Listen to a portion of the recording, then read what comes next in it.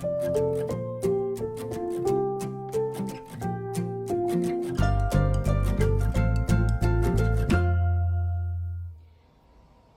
everybody, it's Emily the Crazy Worm Lady. I'm here today with the Urban Worm Bag for an update. This is the Urban Worm Bag that was my original. I did end up transferring it into one of the new versions. And I haven't updated in a while, but I have fed. So I'm going to peel this back and we will take a look and see how they're getting along and if they need a feeding today. Okay, so let's just dig down in here, see what's going on. You can see these castings, you know, right below the surface are just beautiful. There's some skins, looks like some onion, but at least upon first inspection, I'm not really seeing any other food, but the worms are spread throughout.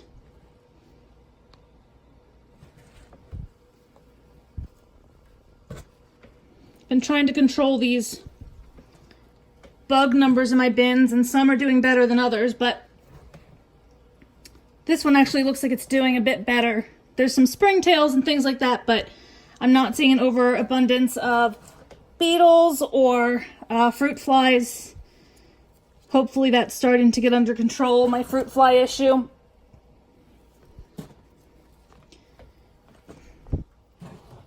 Sorry guys, it's hard for me to reach and have this camera in perfect position, but it doesn't look like there's a whole lot to see. It looks like they've pretty much worked through what was in here, so I think we'll definitely give them a feeding today. I'm just going to kind of spread all of this along the surface. The moisture feels really good in here. I definitely think it can probably even tolerate a little bit more moisture.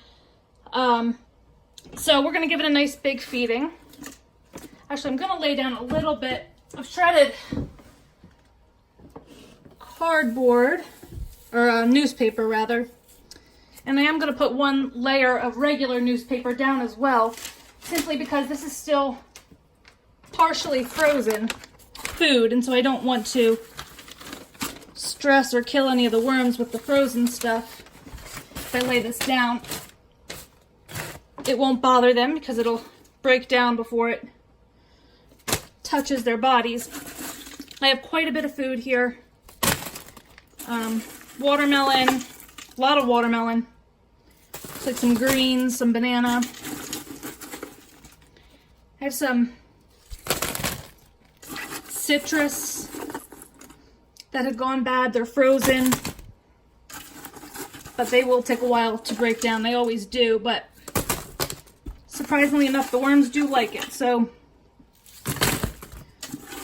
I don't know, this is probably 2 or 3 pounds. If you recall our last feeding, which I never got to the update in time, we did, 7 pounds, and they finished it in a week and a half. I did keep an eye on it. I wish I would have brought you guys along, but it was fantastic how quickly they went through it.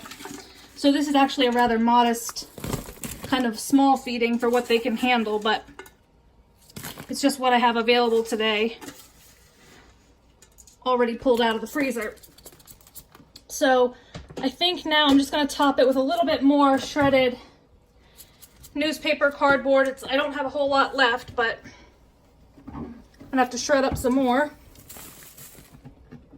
I think that might be all I have. Just spread that across the surface, and then I'm just going to put a few just whole pieces of newspaper across the top after I sprinkle a little bit of my dry mix in here.